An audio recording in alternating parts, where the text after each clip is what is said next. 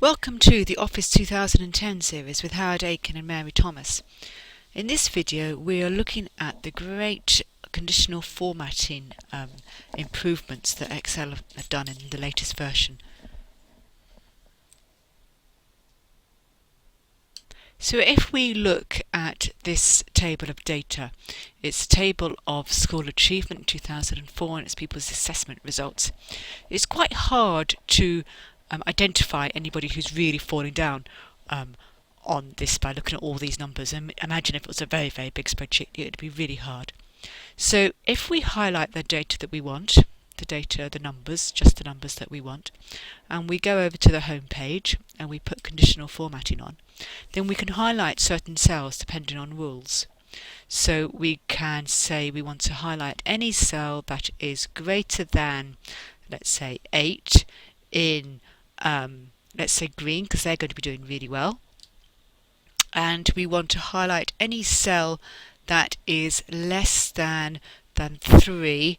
Let's be fairly obvious and do it in red, because they're the ones that we want to pay attention to. Now very quickly we can get a much better view of the data and identify any students or any months where there was particularly an issue. June, for example, didn't look like a very good month, and then we can address that appropriately. Now the number of different types of conditional formatting that you can put on the cells, and it's always a good idea to clear any formatting that you currently have on the cells before you add any others, because otherwise it gets into a little bit of a mess. So we select the data again and we're going to go ahead and clear the rules and have a look at some of the other options.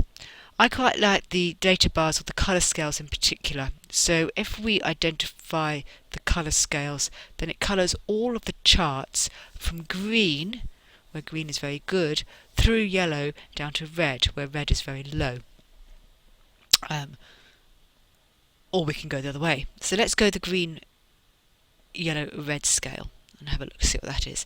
And as you can see, the deeper the green, the better, and the deeper the red, the worse, and then we get a scale in between.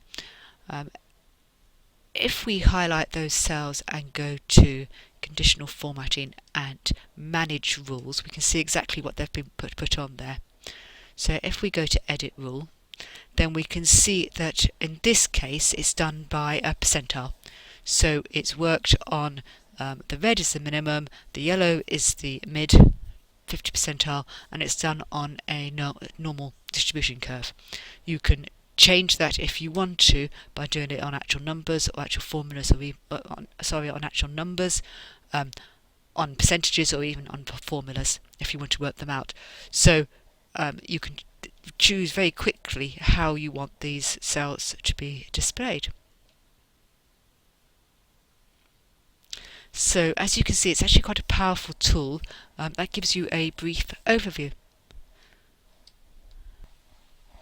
Thanks for watching our review of conditional formatting in Excel. If you need any more information, please contact Mary Thomas of Concise Training or Howard Aiken of Oxfordshire Computer Service.